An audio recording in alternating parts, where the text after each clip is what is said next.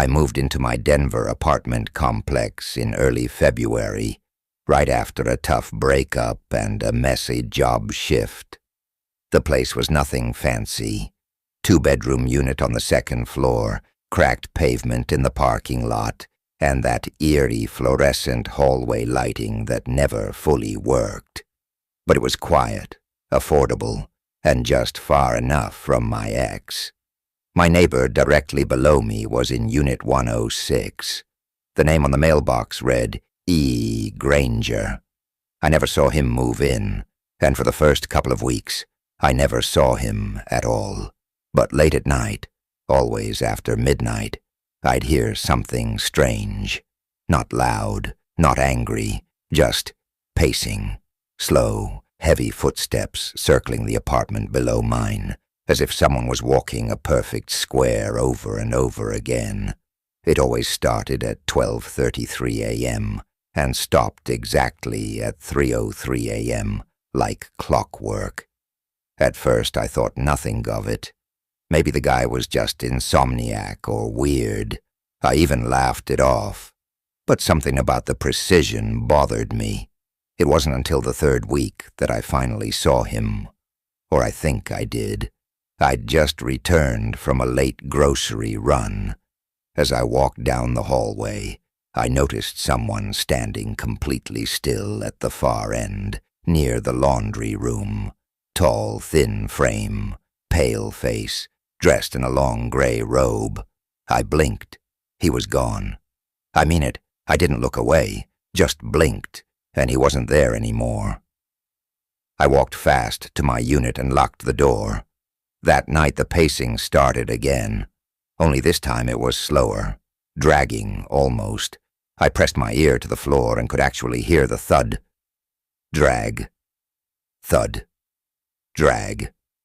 Like someone limping or pulling something heavy. The next day I asked my neighbor Angela from 105 about Mr. Granger.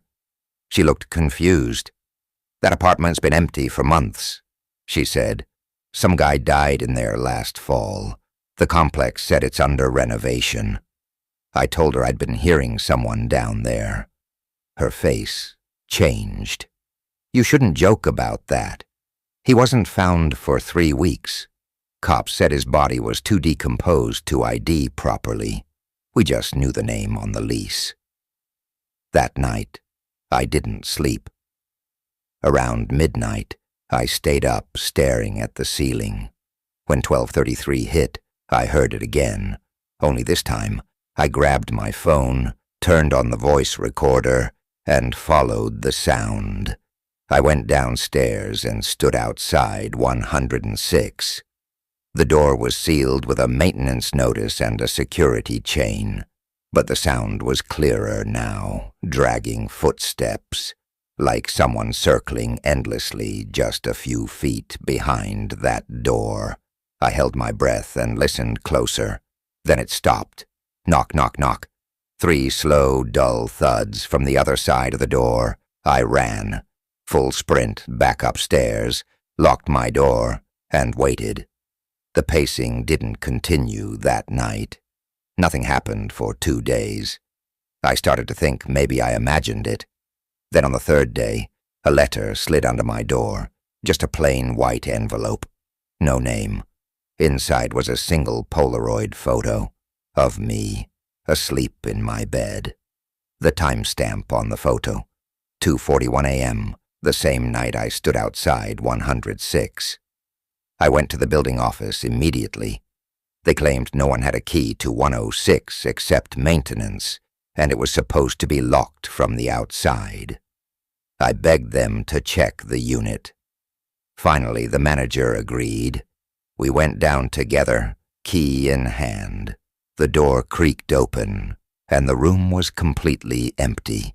No furniture, no carpet, just bare concrete. But the smell, it was rot. Something had died there. We turned on the light, and there, scratched into the center of the floor, were 3 words: "Stay upstairs, Nick." I moved out within 48 hours. I didn't even break my lease, I didn't care. But I kept that Polaroid, because sometimes, At exactly 12:33 a.m., I still wake up for no reason at all. And every now and then I hear that slow, dragging step right beneath wherever I'm sleeping.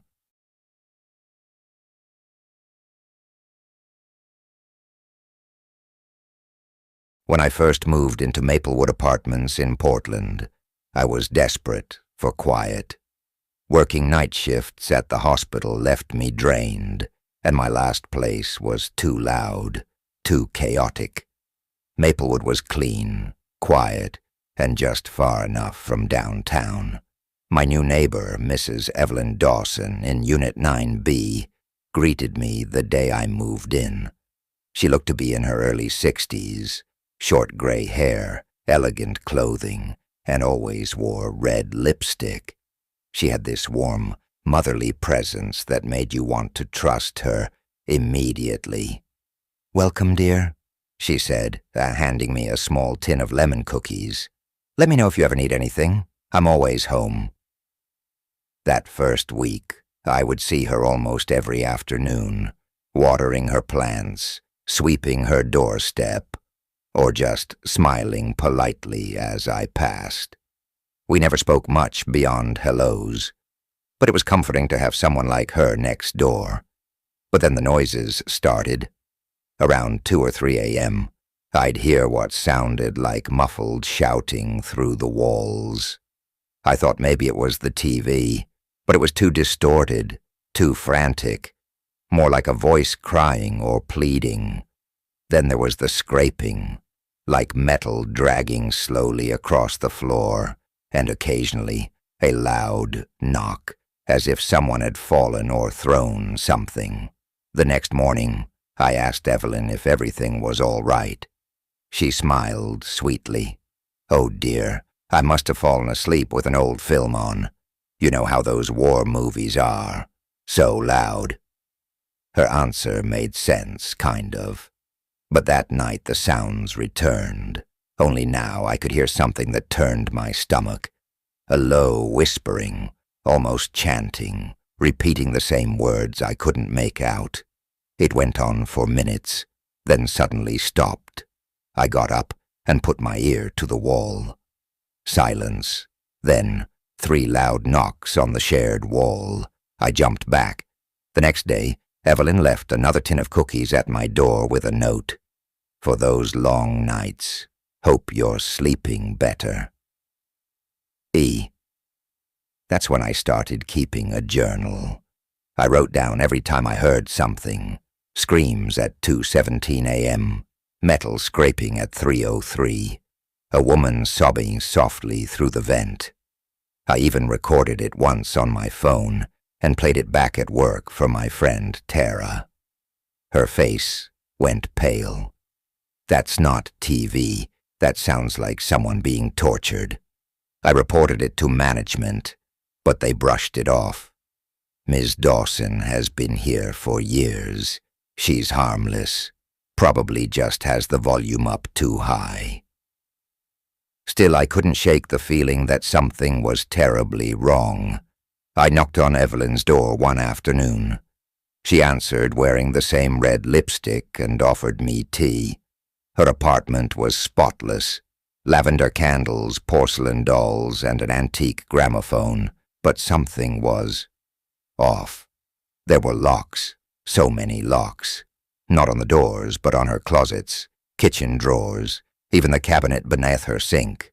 Chrome padlocks on everything. I asked about them casually. She smiled. "Oh dear, I'm just forgetful. I lock things so I don't misplace anything."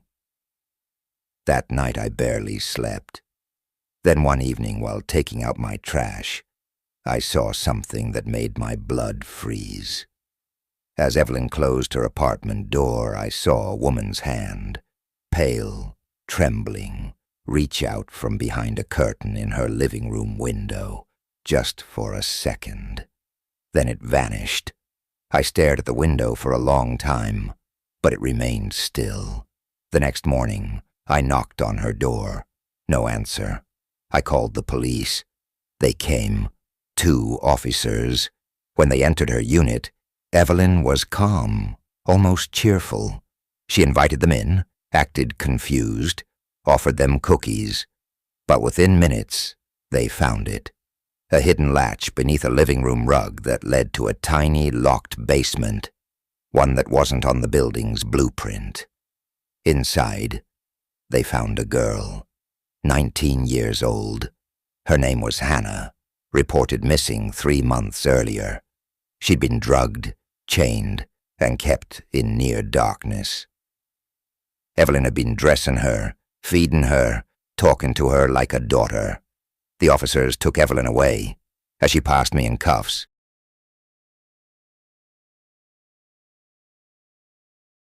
Back in 2019, I moved into a small rental complex in South St. Louis after my divorce. I was looking for something temporary, somewhere quiet, cheap, and far from the noise of my past life. The place wasn't great. Thin walls, flickering hallway lights, and an odd smell like burnt dust and mildew. But it was cheap, and I only needed it for 6 months. My unit was 203. Directly next to me was room 204, which was supposedly vacant, but the manager never gave me a straight answer about it. Said it was under contract. That was the first red flag. The second came a week later when I noticed the light under 204's door late at night, always between 1 and 4 a.m. A soft blue glow. Sometimes it flickered, like candlelight or an old TV playing static. But no one ever came or went from that apartment. No voices, no movement, just light. Then, things started going missing from my place. Small things at first. Socks, pens, batteries. I chalked it up to forgetfulness. But then I woke up one morning and found muddy footprints on my kitchen floor. Human footprints. Bare feet. And the lock on my front door looked like it had been scratched around the keyhole. I called the landlord. He shrugged it off. "We've had weird complaints about this building for years," he said, "but no one's ever broken in. Probably just rats or something. Rats don't have human feet." A few nights later, I stayed up grading papers.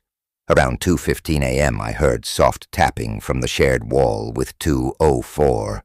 Tap, tap, tap, like someone gently knocking from the inside. Then came the voice. Quiet, raspy. "Let me out." I froze. My heart slammed in my chest. I pressed my ear to the wall. "He locks the door from the outside." The voice whispered. "He comes when the lights go out." I ran out into the hallway, stood outside 204, and knocked. Nothing. No sound, no reply. Just that eerie blue glow from underneath the door. I called the police.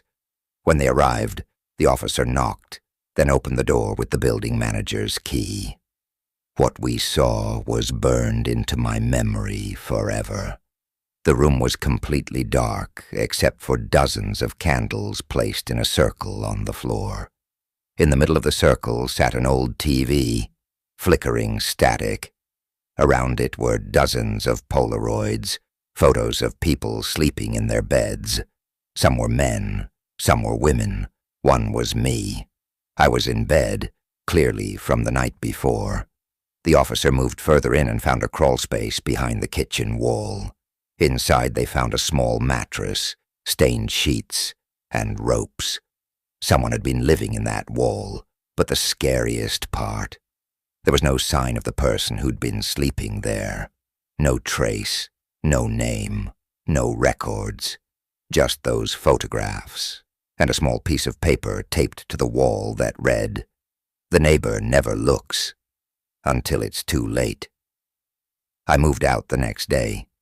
I left everything behind. I even abandoned my car. The cops never found the guy. They think he was sneaking in through the air vents at night, watching tenants sleep, and going back through the walls. And the voice I heard, they think it might have been a victim, or a recording he left playing to scare people. but I know what I heard, and every time I see a flickering light under a door now, I remember that message, and I don't look, because sometimes it really is too late.